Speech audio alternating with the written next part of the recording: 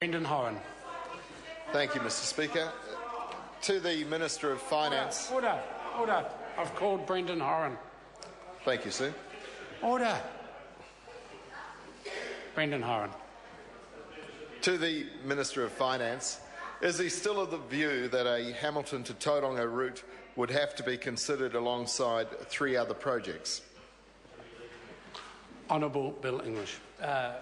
Mr. Speaker, if the member is referring to some comments I made in the Waikato, I told the Waikato Times it was the government's approach to give long-term commitment to the regions so they have the security of knowing there is an infrastructure plan in place and that there is long-term funding to match those plans, not just empty promises. I commented we're doing a large building program in Christchurch. In Wellington, they will see Transmission Gully. In Auckland, the largest project of Woodaview is well underway, and Waikato Expressway is well underway.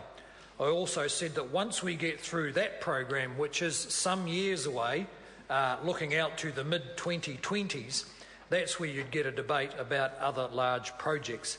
And I told them there's no detailed planning about that yet, but it's good that people are thinking ahead.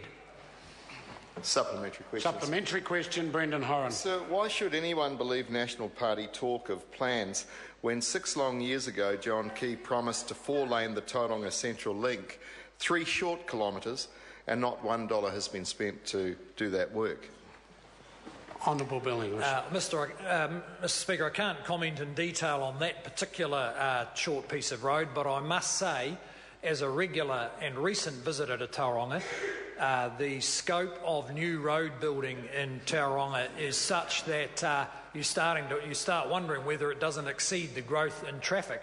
There has been, because of the lobbying of local members and because of some robust analysis, there's been extensive expenditure in Tauranga, and I'm sure if there's anything else here that warrants serious consideration, it will get it through the NZTA process. Supplementary question, sir. Supplementary question. Thank you, sir.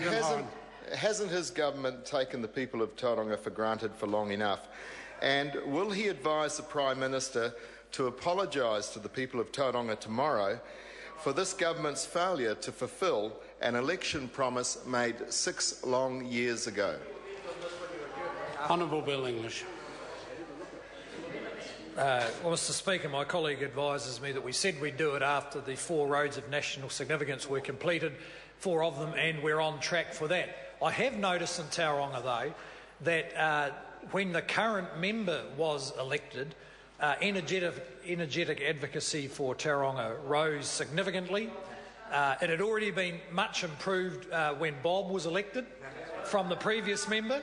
And with Simon Bridges' election, it's improved even more, and that accounts for the very substantial investment that's gone on in Tauranga now. But for years before that, the advocacy was pretty hopeless and not much money was spent there.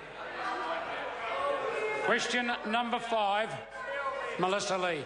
Thank you, Mr. Speaker. My question is to the Minister for Social Development and asks, what recent reports has she received about the government's youth service initiative?